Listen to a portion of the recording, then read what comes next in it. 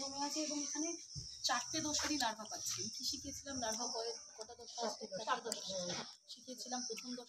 This channel does not promote or promotion any illegal activities. All content provided by this channel is meant. Cooch Behar পৌরসভা কর্তৃক dengue নিধন অভিযান চালানো হচ্ছে বেশ কিছুদিন থেকে। কোচবিহার পৌর এলাকার সবকটি ওয়ার্ডে এই অভিযান চলছে।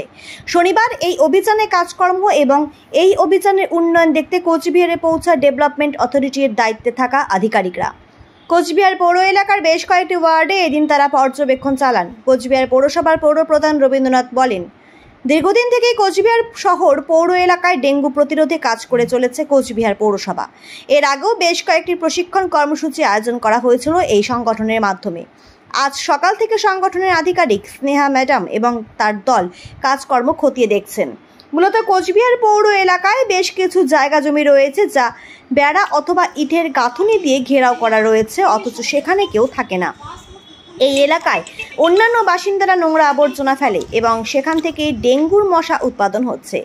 এই নিয়ে পৌরসভা কড়া পদক্ষেপ গ্রহণ করেছে ইতিমধ্যেই। এলাকা পরিষ্কার পরিচ্ছন্ন রাখার, মূলত বর্ষার দিনে শহর পৌর এলাকার কোথাও যাতে জল জমে না থাকে সেই দিকে নজর দেওয়ার কথা বলা হয়েছে পৌর বাসিন্দাদের। আরও কি নির্দেশ রয়েছে এবং সেই সাথে কিভাবে কাজ করছে পৌরসভা, বিস্তারিত আজকে পৌর প্রধানের মুখ থেকে। আমাদের সুরাট থেকে স্নেহা ম্যাডাম এসছেন, উনি আধিকারিক।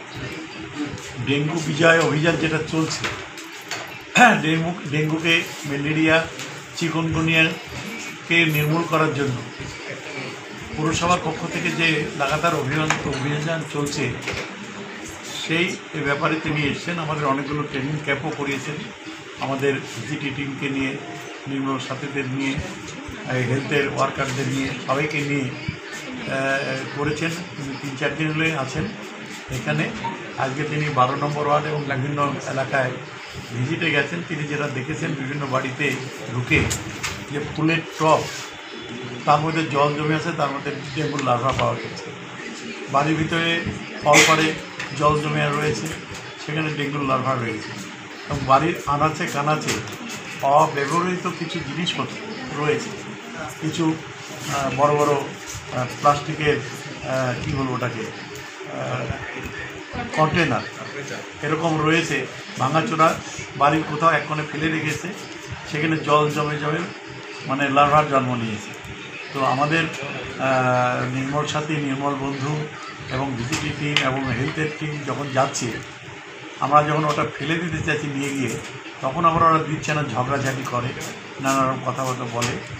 তো ওনার পরামর্শ যে এগুলি পরিষ্কার করতেই হবে এবং প্রত্যেক বাড়ি বাড়ি গিয়ে ফুলের টব যেমন দেখতে হবে, ছাদ দেখতে হবে, ছাদে যে জলের ট্যাঙ্কি থাকে তার নিচটা দেখতে হবে, এবং ছাদের কর্নারে অনেক সময় জল জমে থাকে কোনো নিচু জায়গা থেকে, সেটা দেখতে হবে।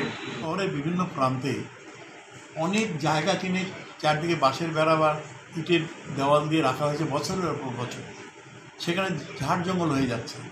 আবার যেহেতু ঘেরাও করে আর রয়েছে, কেউ থাকে না, আশেপাশের বাড়ির লোকজন ওখানে বাড়ির নোংরা নিয়ে ওর মধ্যে ফেলছে। এই যে বৃষ্টির জলে টলে ওই জায়গাটা নোংরা হয়ে পচা পচা ভাব হয়ে ওখানেও কিন্তু ডেঙ্গু ম্যালেরিয়ার আতুরঘর তৈরি হতে যাচ্ছে। তো সেই ক্ষেত্রে আমরা মাইকিং করেছি, আমরা ব্যবস্থাও নিচ্ছি। তো সেই ক্ষেত্রটাও কিন্তু আমরা দেখছি, আমরা হোর্ডিংও লাগিয়ে দিচ্ছি, মিউনিসিপ্যাল অ্যাক্ট অনুযায়ী যা যা ব্যবস্থা সেটাও আমরা নিচ্ছি। তো